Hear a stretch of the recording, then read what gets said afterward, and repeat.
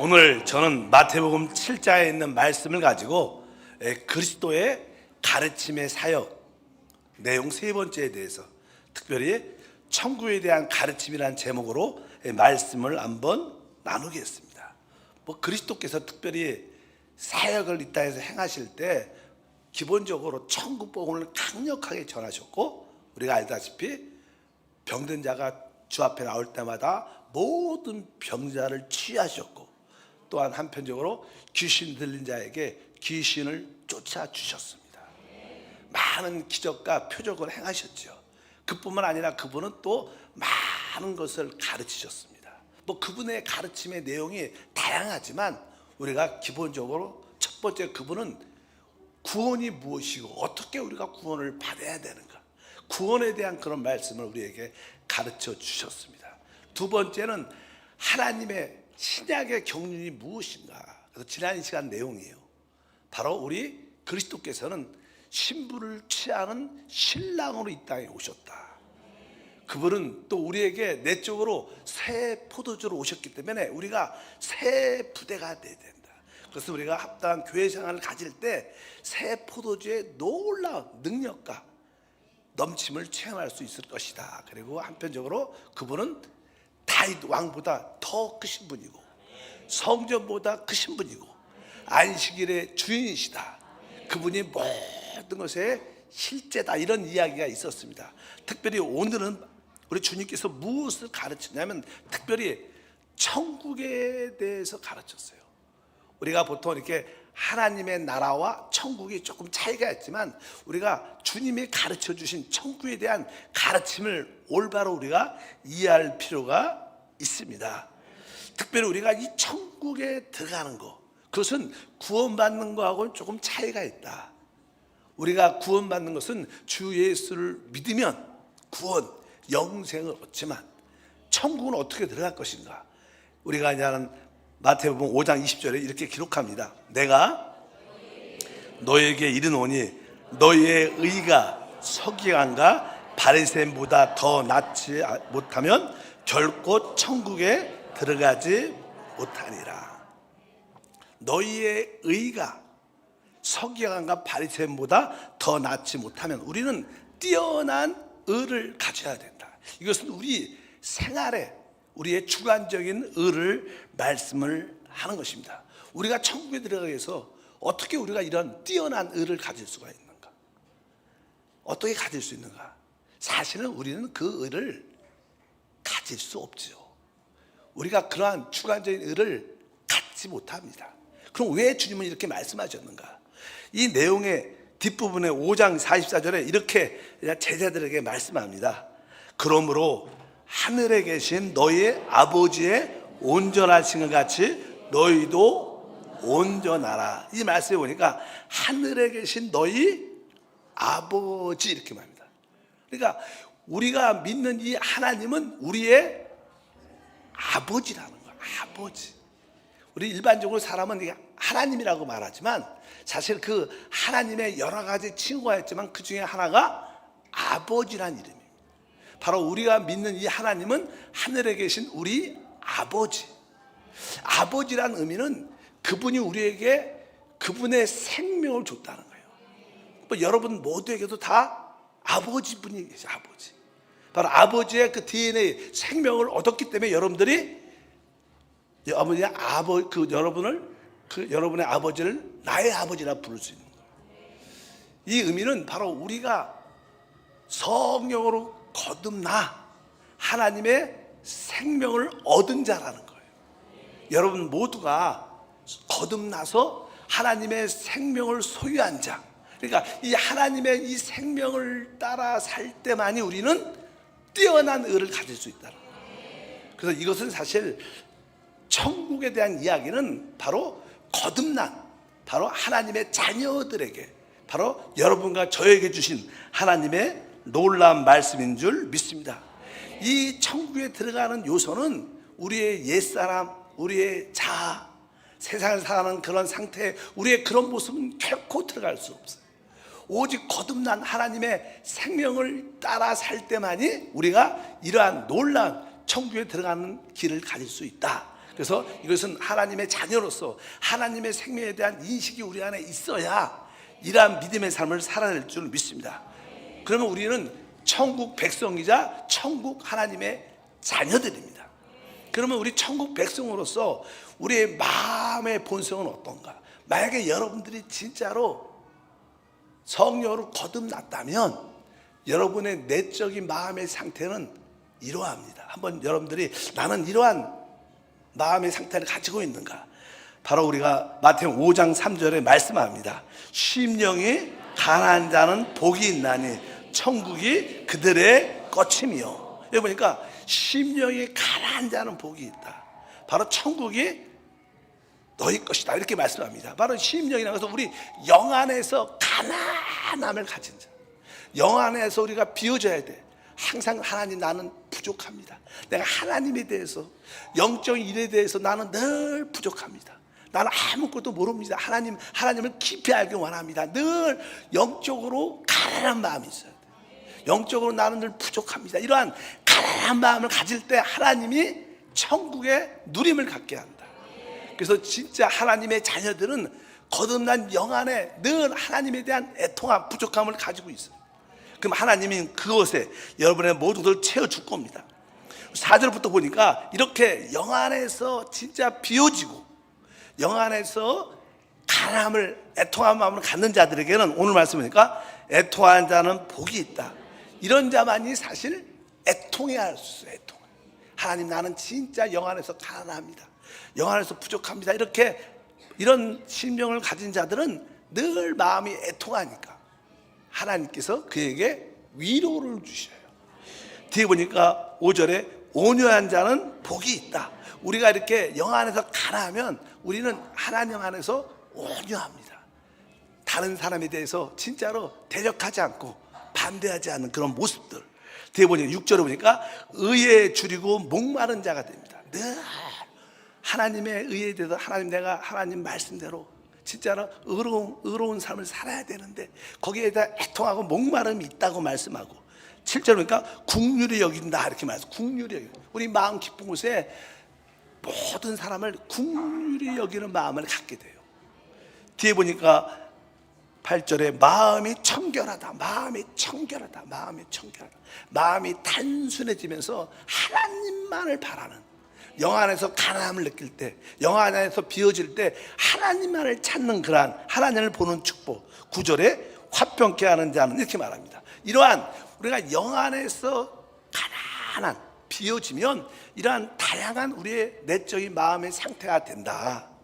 그러고 나서 뒤에 보니까 계속 이어서 말씀하죠. 10절부터 12절 읽어보니까 의를 위하여 박해를 받는 자는 복이 있나니 천국이 그들의 거침이라.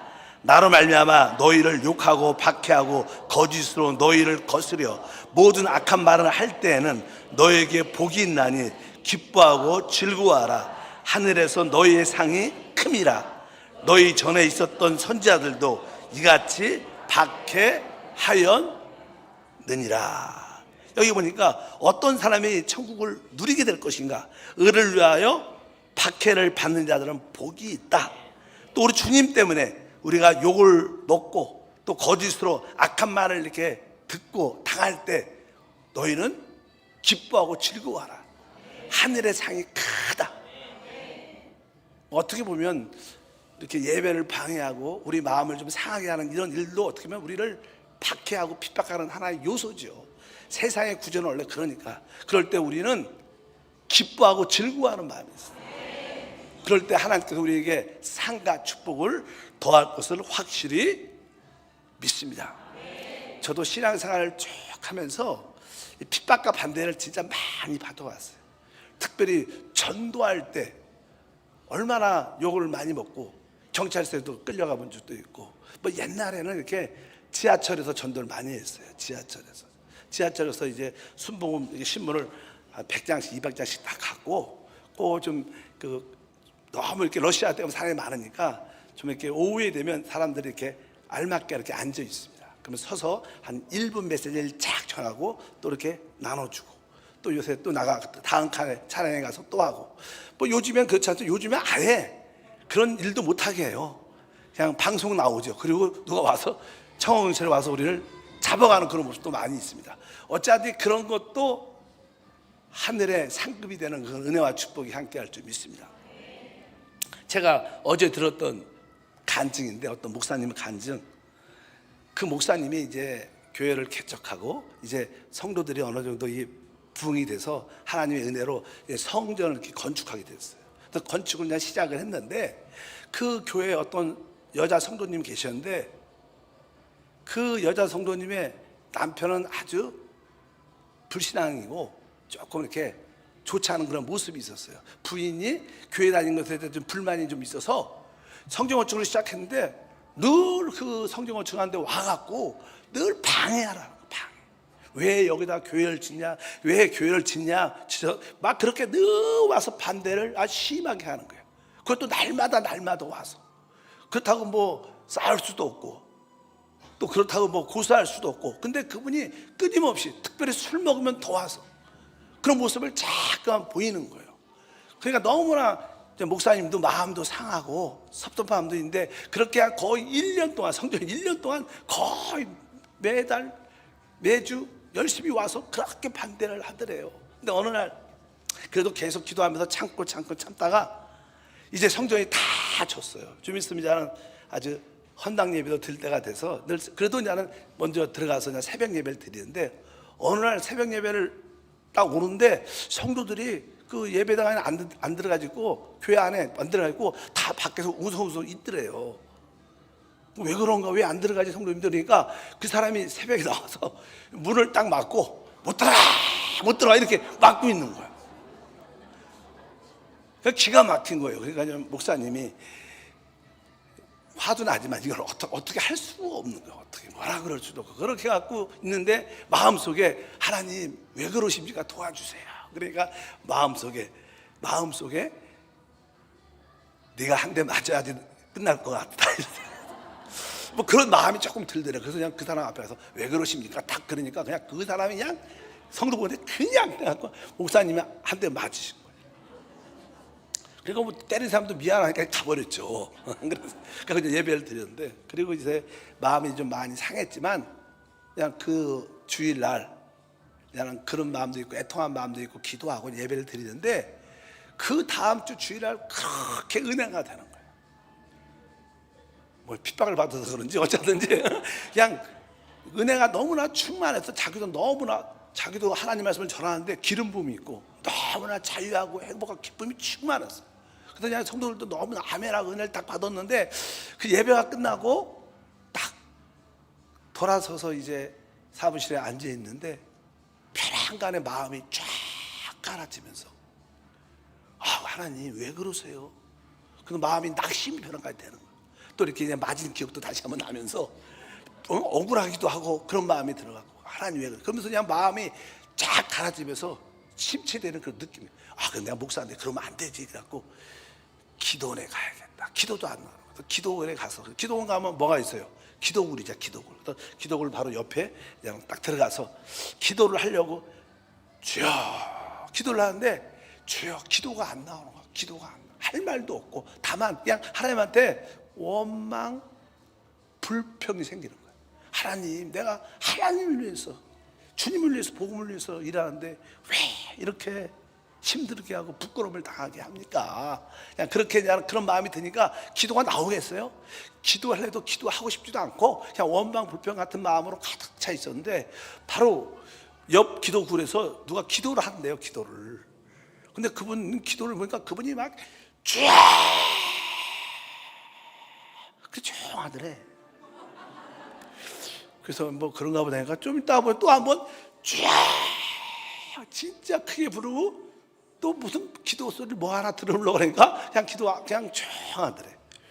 또 그렇게 쫙 하고 그러더래. 그래서 저분은 기도를 하는 거야, 뭐 하는 거야, 이렇게 그냥 생각을 하고 있었는데, 벼랑간에 기도가 안 나오니까 나도 한번 기도를 해볼까 저렇게. 그러니까 그 목사님이 그래서 그냥 자기도 한번 쫙 기도를 몇 번 부르기 시작했대요. 크게 몇 번 5분 이상 쫙 그냥 크게 부르니까 벼랑간에 뱃속 깊은 곳에서 막 뭐가 툭 터지면서 또 눈에서 눈물이 팍 나면서 회개 역사가 일어난다. 자기한테 회개 팍 일어나면서 마음속에 느끼는 감정이 성령께서 그 너를 때리고 교회를 박해 사람도 불쌍한 내 영혼이다. 그런 마음이 확 들면서 그 사람에 대해서 불쌍한 마음이 들더래요. 그리고 이제 나는 그 기도원에서 내려와서 그냥 주일날 맞이해서 또 말씀을 딱 전하는데 성령이 기름 부음을 주시더래요. 그래서 막 은혜롭게 막 말씀을 기가 막히게 놀랍게 생명 있게 막 확 전했대요. 그러니까 성도들이 많이 은혜를 받았어. 그러니까 어떤 장로님이 오셔서 예배 끝나고 나서 목사님 다음 주에도 꼭 기도원 갔다 오세요. 그렇게 말씀을 하셨대요. 그리고 나서 나는 전 길어서 다 못 듣고 뒤에 뒷부분에 보니까 결국 그분도 다 회개하고 안수사 돼서 지금 장로로 교회를 섬기고 있더라. 이런 간증이에요. 어제 들었어, 어제. 그래서 성령님께서 우리 한세 성도들한테 핍박받는 성도들한테 이거 전해주라고 하나보다 우리가 참된 복음을 전할 때 우리에게 핍박과 반대 어려움이 있어요. 뭐 선교지에서도요, 생각보다 성전 건축할 때 그 이슬람 그 회계도 사원 쪽에 있는 사람들이 진짜 많이 핍박을 해갖고 얼마나 내가 고생을 많이 했는지. 근데 결국 여러분들이 갔다 오고 싶은다 할지만 거기에 뭐 아름다운 성전도 지어졌고 신학교도 세워졌고 기획사도 세워져서 아직도 많은 제자들이 세워지면서 하나님 교회를 확장해 나가는 역사가 반드시 있습니다. 그래서 현재만 바라보지 말고 또 초대교회 같은 경우에 봐도요, 초대교회 이제는 오순절날 성령 역사가 강력하게 임했죠. 강력하게 임하니까 베드로가 나가서 메시지를 전하니까 3,000명 5,000명이 회개하고 막 돌아오는 큰 부흥이 있었는데, 근데 하나님께서 성령을 부어줄 때 하나님의 그 계시의 의미가 뭐냐면 바로 성령이 임하시면 너희가 예루살렘부터 온 유대와 사마리아와 땅끝까지 복음이 전해지는 거예요. 하나님의 역사는 땅끝까지 복음이 전해지는 거예요. 근데 예루살렘 교회 성도들이 막 교회가 부흥되니까 여기가 좋사오니 우리는 여기서 우리 하나님을 영원히 섬기겠습니다. 근데 하나님의 목적은 예루살렘 교회만 성장하는 게 아니었어요. 그러니까 하나님께서 이들이 밖에 나가서 복음을 전하고 흩어지지 않으니까 하나님이 그때 강한 예루살렘 교회를 핍박합니다. 그 유대인들이 얼마나 핍박해서 그 초대교회 성도들이 다 흩어졌어요. 그래서 결국 어떻게 유대로 내려가고 사마리아로 내려가고 복음이 확장되는 역사가 있었어요. 우리에게 핍박과 반대가 있을 때 그것은 부흥을 주시는 하나님의 역사다. 이럴수록 더욱 열심히 하시기를 바랍니다. 우리에게 종종 이렇게 어려움이 있을 때마다 하나님이 새 성전에 대한 뜨거운 사모하는 마음을 가지라고 주신 마음일 거예요. 너희가 있을 곳은 여기가 아니라 새 성전이다, 나의 집이다, 거기 가서 마음껏 예배하고 기도하고 전도하라, 이런 그러한 깨어있는 마음을 가지라는 하나님의 역사. 뭐 저도 이제는 한세 대학에 우리가 있었잖아요. 그러면서 이제는 아마 특별한 이유가 없었으면 아마 한세 대학에서 안 나왔을지도 몰라요. 근데 이제는 노조에서도 반대하고 뭐 총장이 바뀌면서도 좀 여러 가지 일이 있고, 그래서 어떻게 보면 우리 입장에서 보면 많은 핍박과 고난을 받는 거예요. 할 수 없이 원하도 원치 않던 나올 수밖에 없는 그런 상황. 근데 지금은 훨씬 더 잘 됐어요. 믿으시면 아멘. 뭐 이 임시 여기 예배 쳐서도 마찬가지입니다. 이러한 어려움들이 있을 때 하나님께서 더 새로운 길을 열어주려 하나님의 역사. 그래서 여러분들이 기도를 좀 더 열심히 해서 빨리 성전이 완공돼서 한두 사람을 얻어서 그들과 함께 새 성전에 들어가서 우리 모두가 하나님의 영광을 보는, 하나님의 영광을 보는 놀라운 역사가 함께 할 줄 믿습니다. 구약에도 하나님의 성막이 완성되고 또 가나안 땅에 하나님의 성전이 완성됐을 때 하나님의 영광이 충만히 임했습니다. 사실 성전이 다 지어졌다가 하나님의 영광이 임하는 게 아니라 여러분들이 한두 사람을 얻어서 그 사람과 함께 그 성전에 들어갈 때 여러분들의 마음에 하나님의 영광이 함께해서 우리 모두에게 놀라운 축복 은혜가 함께할 것을 믿습니다. 그래서 여러분들이 그러한 믿음의 역사를 바라보고 오늘도 우리가 고난과 핍박 박해를 받을 때 기뻐하고 뭐라 그래요? 즐거워하라. 그런 마음을 갖고 우리가 달려가면 결국 모든 것이 함량까지 성이 되는 하나님의 역사가 함께할 줄 믿습니다. 아까 우리가 심령 안에서 가난하고 비워질 때 그 안에 많은 것들이 채워집니다. 여러분들이 그런 은혜가 있고, 한편적으로 우리가 그리스도를 위하여, 교회를 위하여 핍박받을 때 두려워하지 말고, 낙심하지 말고, 원망과 불평하지 말고, 뭘 즐거워하고 기뻐할 때 하나님의 영광을 보게 될 걸 믿습니다. 그럴 때 우리는 자연스럽게 이 세상의 소금으로서, 또 세상의 빛으로서 썩어가는 모든 것을, 부패를 방지하는 그런 소금의 역할을 보이지 않게 할 것이고, 어둠 가운데 이 세상을 빛으로 비춰주는 주님의 다시 오심을 준비할 수 있는 귀한 일꾼으로 남아있게 될 줄 믿습니다. 두 번째로, 천국 백성들은 어떠한 생활을 해야 되는가, 그런 모습이 그냥 쫙 기록돼요. 이게 주님께서 천국에 대한 가르침에 다 들어있는 거예요. 주님은 천국을 가르칠 때 기본적으로 우리의 내적인 마음의 상태가 이래야 된다, 이런 얘기도 드렸고, 이제 우리가 어떠한 생활 태도를 가져야 되는가. 첫 번째는 6장 1절에 기록되어 있죠. 사람에게 보이려고 그들 앞에서 너희 의를 행하지 않도록 주의하라.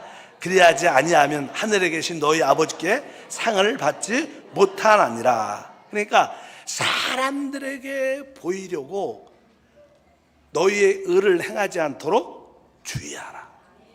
뭐 이것은 무슨 사람들에게 보이려고, 보통 사람들은 자기의 영광을 추구하죠. 모든 사람들은 다 그래서 자기의 의로움을 나타내려는 거예요.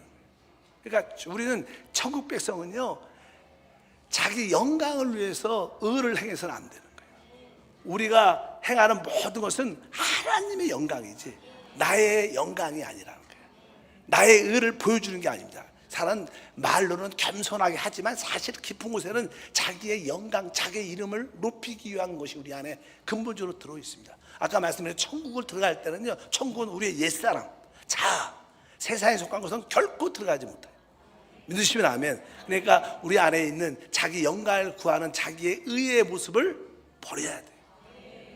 그래서 우리는 어떤 상황 가운데도 사람들 앞에서 자기의 이름을 위해서, 자기 영광을 위해서 의를 행하지 않도록, 만약에 여러분들이 어떤 의로운 행위를 만약에 한다면 아무도 모르게 하나님만 알도록 하는 것이 합당하다, 이렇게 성경은 말씀합니다. 3절과 4절에 말하죠. 너는 구제할 때 오른손이 하는 것을 왼손이 모르게 하여 내 구제함을 은밀하게 하라. 은밀한 중에 보시는 너희 아버지께 갚으시리라. 그러니까 우리는 자기의 영광을 나타내기 위해서, 자랑을 위해서 의를 행하지 않아야 된다. 천국 백성의 기본적인 마음의 자세, 태도인 줄 믿습니다. 그러면 우리가 진짜 모든 사람과 더불어 겸손하게 하나됨 안에 하나님의 누림을 갖게 될 것입니다. 또 우리가 이 땅에 살 때 또 중요한 하나의 태도는, 이 세상에서의 하나님은 돈입니다. 또 돈을 보물이라고 말하죠. 재물이라고 말합니다. 그래서 주님은 또 그것을 우리에게 가르쳐줘요. 한번 읽어보니까 6장 20절과 21절에 오직 너희를 위하여 보물을 하늘에 쌓아두라. 거기는 좀이나 동록이 해하지 못하며 도둑이 구멍을 뚫지 못하고 도둑질도 못하느니라. 내 보물이 있는 그곳에 내 마음도 있느니라. 항상 우리는 우리의 보물을, 우리의 물질을 하늘에 쌓아두는 태도가 필요해요. 그렇지 않으면 우리의 마음이 하늘에 있지 않고 돈에 있습니다. 대부분 사람들의 마음은 다 돈에 있어요. 그래서 돈이 있는 곳에 마음도 있기 때문에 항상 우리의 보물을, 재물을 어디에? 하늘에 쌓아둔 것을 훈련해야 돼요. 그래야지 우리의 마음도 어디에? 하늘에 있게 되는 거예요. 오늘 주님은 우리에게 정확하게 이것을 가르쳐주고 있는 줄 믿습니다. 이 시대에 우리가 보물을 하늘에 쌓아둔다, 이 뜻은 무엇일까? 이것은 바로 우리가 교회의 모든 전도와 선교 사역과 교회 사역을 위해서 우리가 기본적으로 어떻게 보면 헌금하는 거죠. 헌금. 특별히 이제 선교사나 사역자들을 위해서 후원하는 거죠. 그런 뜻을 어떻게 보면 보물을 하늘에 쌓아둔다고 말씀을 합니다. 특별히 우리가 빌립보 하나님의 교회 사역을 위해서 또 선교 사역을 위해서 여러분들이 기쁨으로 여러분의 재물을 보물을 하늘에 쌓아두는 훈련이 필요하다. 그러면 여러분의 마음은 다 하늘에 있게 되시고 하나님 나라에 있게 될 것이고, 그래서 우리에게 놀라운 축복으로 우리가 체험되는 줄 믿습니다. 그래서 항상 우리가 물질에 대한 기정이가 내 마음이 어디에 있느냐, 우리는 그 마음이 보물, 물질에 있기 때문에 그 물질과 보물을 하늘에 쌓아둘 때만이 어떻게 돼요? 우리의 마음도 그곳에 있게 된다. 그래서 여러분들의 이러한 기본적인 물질에 대한 태도가 확실해야지 하나님의 백성으로서 부족함이 없는 줄 믿습니다. 우리가 특별히 물질에 대해서 기억해야 될 것은 너무나 물질의 필요에 대해서 너무 염려하지 않아요. 우리는 이방인이 아니죠. 우리는 하나님의 성령으로 거듭난 하나님의 진짜 자녀이기 때문에, 하나님이 우리 아버지이기 때문에 하나님은 우리 아버지가 우리를 진짜 돌보십니다. 그것을 여러분들 믿으셔야 돼요. 여러분들이 너무 생활에 염려를 갖는다는 것은 여러분들이 하나님을 불신한다는 의미가 있어요. 다만 우리에게 부족함이 있을지라도 나는 그래도 그 나라 그 일을 구하겠습니다, 이런 마음을 가지면 주님이 모든 것을 더해주는, 우리가 무엇을 먹을까 입을까 마실까를 채워주는 역사가 함께할 것이다. 마태복음 6장 33절에 말하죠. 그런즉 너희는 먼저 그의 나라와 그의 의를 구하라.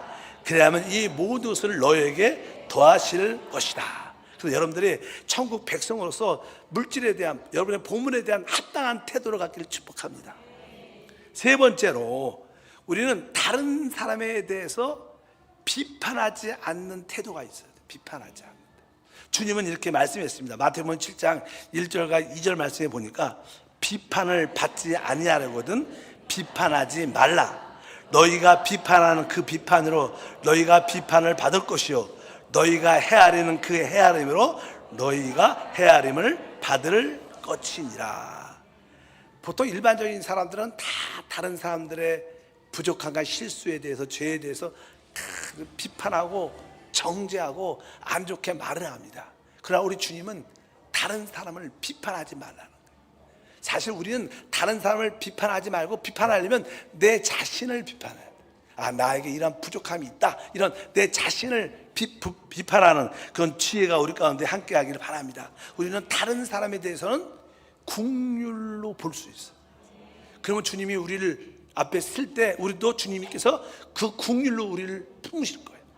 여러분들이 남들을 비판하는 자세로 쓰면 주님도 우리를 판단하고 비판할 거지만, 우리가 다른 사람에 대해서 국률로 대한다면 우리는 주님께 국률의 심판을 받게 될 줄 믿습니다. 이것이 다른 사람의 기본적인 태도다. 여러분들 이러한 태도를 가지시기를 축복합니다. 그리고 우리가 믿음의 길을 갈 때 이제 13절과 14절에 이런 말합니다. 좁은 문으로 들어가라. 멸망으로 인도하는 문은 크고 그 길이 넓어 그리로 들어가는 자가 많고, 생명으로 인도하는 문은 좁고 길이 협착하여 찾는 자가 적음이라. 우리는 항상 좁은 문으로 들어가는 것을 힘써야 됩니다. 또 생명의 문으로 인도하는 길로 걸어가야 돼요. 생명으로 들어가는 길, 좁은 문, 그 길이 좁고 협착하지만 그 길이 진짜 사는 길이에요. 너무나 하나님을 믿으면서 이 세상의 흐름에 따라 쉽게 가서는 안 된다는 거예요. 세상 사람은 다 그렇게 갈지라도 나는 하나님 안에서 좁은 문으로 들어가고 그 좁은 길로, 협착한 길을 걸어가면서 그 길만이 우리에게 영원한 생명을 누리게 하는 진정한 축복인 줄 믿습니다. 저는 여러분에게 이런 말을 자주 합니다. 우리가 이 땅에서 삶은 진짜 시작인 다음 시대와 영원한 시대를 준비하는 삶이에요. 그래서 우리 이 땅의 모든 삶은 나그네 같은 인생길입니다. 하룻밤 머물러 있는 거예요. 하나님의 시간에 보면 우리 인생이 80, 90을 살아도 하나님 눈에는 한순간이에요. 우리는 하룻밤을 이 땅에 머물러 있는데 이 땅에 뭘 올인하겠어요. 우리는 진짜 다음 시대와 영원한 시대를 준비하기 위해서 좁은 문으로 들어가고 생명으로 들어가는 그 문으로 길은 협착할지라도 여러분들이 간다면 우리는 천국 백성으로서, 천국 하나님의 자녀로서 부족함이 얻게 될 것이다. 여러분에게 그러한 합당한 천국에 대한 주님의 가르침을 믿음으로 받아들여서 이런 믿음의 삶을 살기를 주님으로 축복합니다. 주님은 우리에게 이렇게 말씀합니다. 7장 21절에 보니까 나더러 주여 주여 하는 자마다 다 천국에 들어갈 것이 아니요 다만 하늘에 계신 내 아버지의 뜻대로 행하는 자라야 들어갈 것이다. 그러니까 여기서 구원과는 달라요. 구원은 누구든지 주의 이름을 부르면 구원받지만 천국은 하나의 보상의 문제이기 때문에 상급의 문제이기 때문에 우리가 하나님의 뜻을 해야 된다. 우리가 천국에 넉넉하게 들어가면 우리는 먼저 주의 이름도 부르고 한편적으로 하나님의 뜻도 어떻게 행해야 되는 거예요.